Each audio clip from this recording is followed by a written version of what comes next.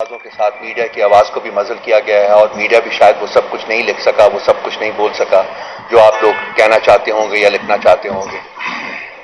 اس کے ساتھ ساتھ باقی بھی تمام ایسپیکٹس جو ہیں اس وقت وہ بھی آپ کے سامنے ہیں کہ اس ملک میں اداروں کے ساتھ کیا ہو رہا ہے، اداروں کو کس طریقے سے ڈسفنکشنل کیا گیا ہے، اداروں کی کیسے تذلیل کی گئی ہے، اینڈ موسٹ امپورٹنٹلی پاکستان کے عوام کی کیسے تذلیل کی گئی ہے۔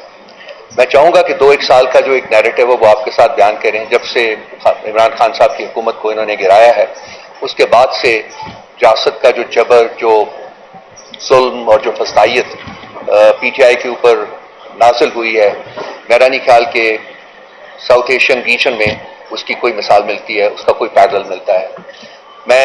جب میں سوچتا ہوں تو مجھے کوئی ایسی چیز یاد نہیں آتی، کوئی ایسا ظلم یاد نہیں آتا جو کہ روا نہیں رکھا گیا پی ٹی آئی کے اوپر۔ ہمارے لوگوں کو انہوں نے خاص کر 9 مئی کے بعد جو کہ ایک فالس فلیگ آپریشن تھا، اس کے علاوہ وہ ہے کچھ نہیں ہے، کیونکہ بسا اوقات ہماری ریکویسٹ کے باوجود، ہماری سبمیشن کے باوجود کہ ایک جوڈیشل کمیشن بنایا جائے اور وہ اس کمیشن کی ایک ٹرانسپیرنٹ اور فری انکوائری کرے، اور اس کے بعد مجرمین کا جو ہے وہ تعین کیا جائے اور پھر سزائیں دی جائیں۔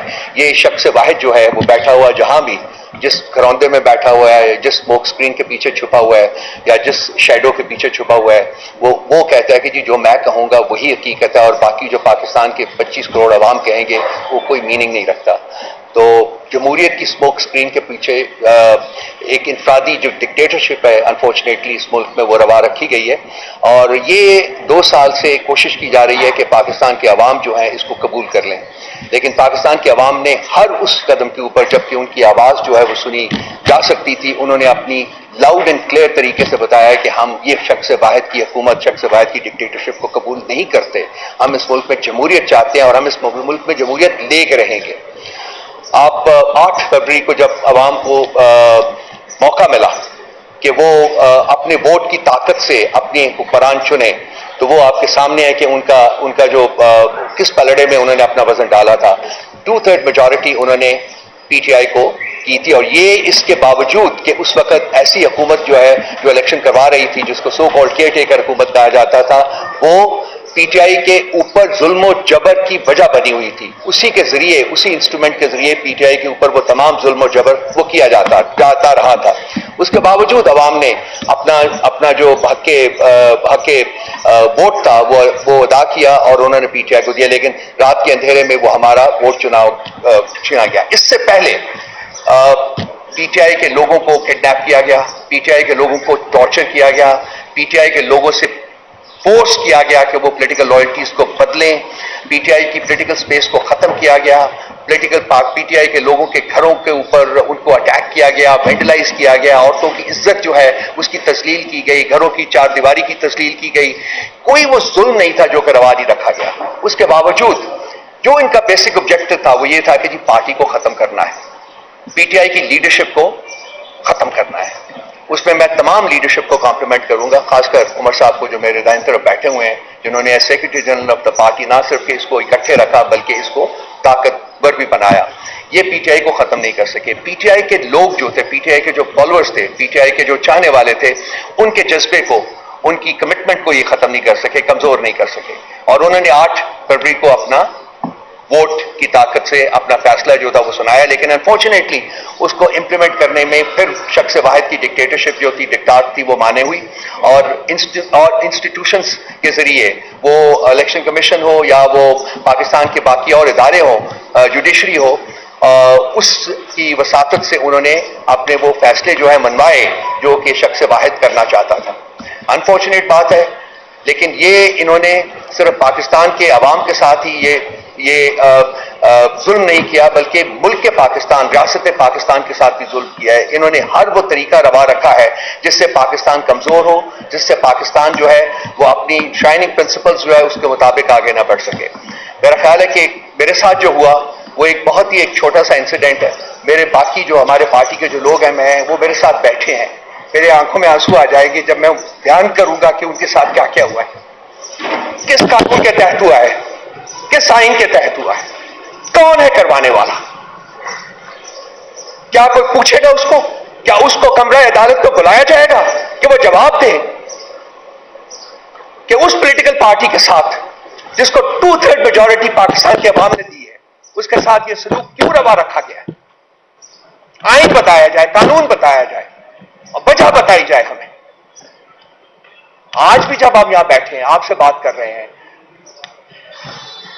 3 دن پہلے 4 دن پہلے میں ایک ٹیلی ویژن کے دفتر میں گیا تھا. اس دن میرا خیال ہے مالک صاحب کے ساتھ میرا، وہاں سے میں باہر نکلا ہوں، میں اپنی گاڑی کی طرف واک کر رہا تھا، تو میرے پیچھے یہ 4 لوگ تھے. اگر میں غلط ہوں تو بچے بتا دیجیے گا. 3 تھے یا 4 تھے. یہ آئے ہیں، انہوں نے بہت اگریسولی میرے ساتھ ڈیل کیا، مجھے پکڑا ہے، مجھے مکے مارے ہیں. And they virtually pushed me towards my car. میں کسی طریقے سے گاڑی میں، میرے پاس ریموٹ تھا، میں نے کھول کے گاڑی میں بیٹھ گیا ہوں اور میں چلا گیا ہوں. اس وقت میں نے نوٹس نہیں کیا کہ کیا بات ہے کیا نہیں. تو حالانکہ دھمکیاں وہ دے رہے تھے، مجھے گالیاں بھی دے رہے تھے، دھمکیاں دے رہے تھے. اس کے بعد کل یہ واقعہ جو کہ عمر صاحب نے بتایا آپ کو کہ میں وہاں سے نکلا ہوں اور جو کچھ ہوا وہ CCTV فوٹیج کے اوپر بالکل ہے. اور وہاں بھی کہہ رہے تھے جی کہ ہم آپ کے پیچھے ہیں، ہم تو آپ کو تلاش کر رہے تھے، آپ ہمیں ملے نہیں ہیں 2 دن، آج ہم نے تلاش کیا. سو آبویسلی یہ ایک پراپر آرکسٹریٹڈ پلان تھا جس کے تحت یہ میرے اوپر جو اسیسینیشن اٹیمپٹ ہے وہ کرائی گئی. They went for my جیکولر. ان کا جو زاویہ تھا اٹیک کا وہ اس کو تھا کہ یہاں کاٹے، گلا کاٹے. وہ اس وقت میں، اگر آپ CCTV فوٹیج دیکھیں تو آپ کو دیکھیں گے کہ اس وقت میں ڈک کر گیا. جب یہ اٹیک لگا مجھے، اس میں ڈک کر گیا، اس کی وجہ سے یہ حصہ میرا بچا. اور وہ جو تھا، وہ ان کا زاویہ جو تھا اٹیک کا، وہ آ کے یہاں مجھے لگا. جو بھی ہے ٹھیک ہو جائے گا یہ بھی. لیکن بھائی بات جو کرنا چاہتا ہوں وہ یہ ہے کہ یہ تو جو زخم ہے یہ مائل ہو جائے گا. یہ زخم شاید نظر بھی نہ آئے، لیکن جو گھاؤ لگائے ہیں شخص واحد کی ڈکٹیٹرشپ نے اس ملک، اس ریاست کی روح کے اوپر، اس ریاست کے لوگوں کی روح کے اوپر، وہ ایسے زخم ہے، وہ ایسے گھاؤ ہیں جو مائل نہیں ہوں گے. 71 کا 1971 کا سانحہ کو بہت زیادہ پرانا نہیں ہے. اور آپ دیکھیں کہ یہ ریپیٹ ہے. وہاں بھی شیخ مجیب الرحمان جو تھے، اس کی پارٹی کو، عوامی لیگ کو 162 میں سے 160 سیٹیں ملی تھی اور اس کو وعدہ کیا گیا تھا جی کہ ہم کنوین کر رہے ہیں اسمبلی کا سیشن. لیکن سیشن کنوین کرنے کی بجائے انہوں نے فوجی آپریشن کا آغاز کر دیا. بالکل ایگزیکٹلی انہی لائنز کے اوپر اب آپریٹ کر رہے ہیں.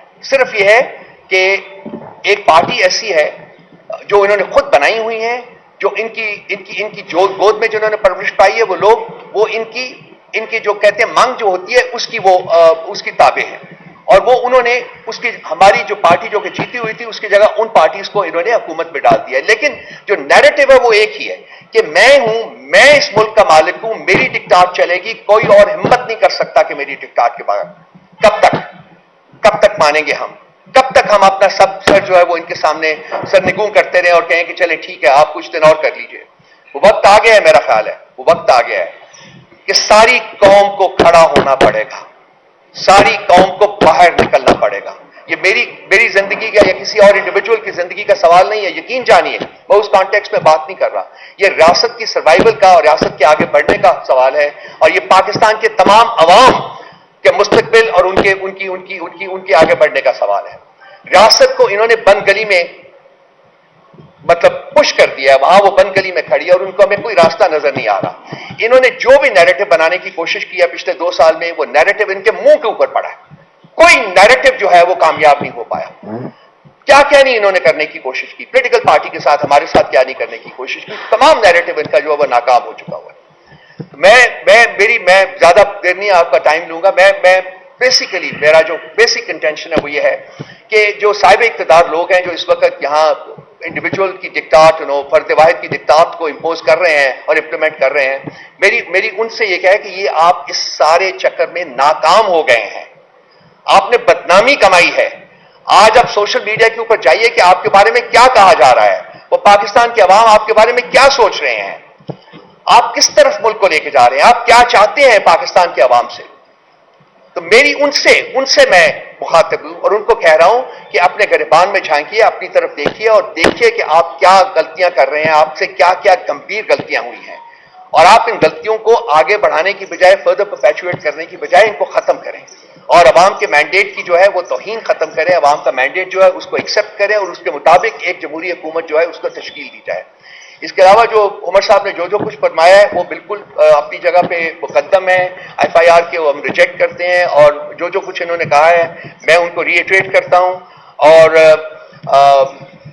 खान साहब की मार्फत से मैं सिर्फ ये कहूंगा कि ये जो हमारा जोश और जज्बा है, ये उसकी मरहून मिन्नत है, उस शख्स की, वो इस शख्स की जो 9 महीने से एक काल कोठरी में बेगुनाह पड़ा हुआ है।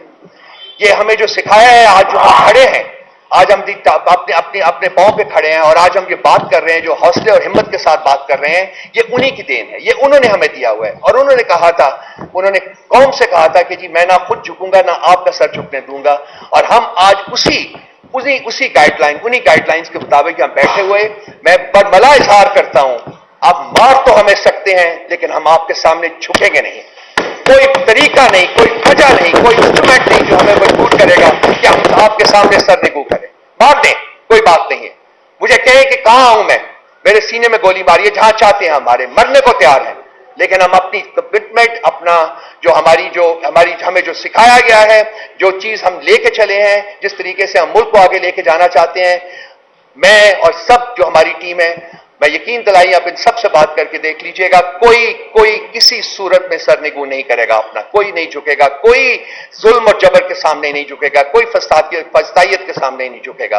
हम कायम हैं, हम उस पाकिस्तान की तकमील के लिए कायम हैं जिसका ख्वाब कायद आज़म ने देखा था और जिसकी तकमील जो है वो इमरान खान साहब कर रहे थे। आज नहीं तो कल नहीं तो परसों इन्हीं फस्ताई ताकतों को उसी शख्स से बात करनी होगी जिसके पास रियासत के मुस्तकबिल की कुंजी है, और वो अडियाला जेल की कैद कोठरी में कायम है। वो बाहर आएगा, वो इस मुल्क के ऊपर दोबारा हुकूमत करेगा इंशाअल्लाह ताला। Thank you. लेकिन हम अपने असूलों को कभी नहीं छोड़ा, ना मैंने कभी कहा है कि हम अपने असूलों को दरगुजर करेंगे। इस वाक़े के बाद तो मुफाहमत का सोचना भी फॉर द टाइम बीइंग जो है वो मेरा ख्याल है एक ट्रेविस्टी हो गया। आई थिंक बहुत गलत काम हो। जी भाई, एक मिनट जी भाई।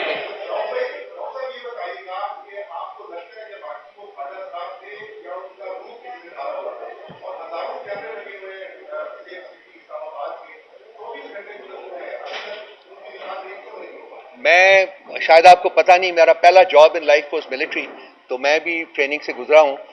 जब वो ग्रैपल किया तो वो बिल्कुल वो ऐसे जिस्म नहीं थे जिनमें के जो well trained bodies, taught muscles. तो लाजमी बात है कि वो ख्वाजा सरा नहीं थे, और ख्वाजा सरा के जो लोग हैं उन्होंने भी डिसोन कर दिया उनको, उनकी भी स्टेटमेंट आ गई। दे were very well trained people.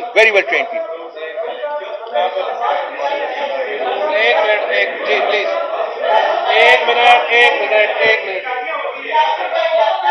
एक मिनट इसका ले या सब।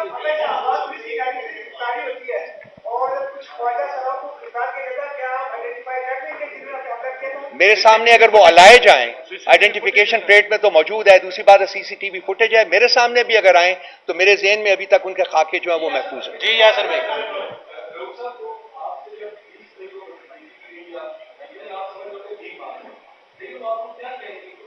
थ्रेटन, धमकी दे रहे थे, मार देंगे, ये बार बार रिपीट कर रहे थे, वो मार देंगे आपको, मार देंगे। मैंने कहा ये लोग ऐसे ही हैं, मतलब शायद भीख मांग रहे हैं, नहीं दिया किसी ने, कोई लाइक दे आर। उन्होंने तोड़ा, बकायदा नक्कल्स मारे, उन्होंने शीशा तोड़ने की कोशिश की। भट्ट साहब जी कल रेस्क्यू किया। एक सर आप पर रिपीट। मैंने आई took it very lightly, I be very honest with you. मैंने कहा यार ये ठीक है, हो गया, एक ऑड बिहेवियर है, कुछ लोग कर देते हैं, बाज दफा गुजरते हुए आपके साथ जाती कर देते हैं। तो ये कोई ऐसी चीज नहीं थी कि जो कि 2 दिन आपके ऊपर लगातार जो है वो अटैक, लगातार नहीं, एक दिन के ब्रेक के बाद। 2 दिन लगातार हो गए ना,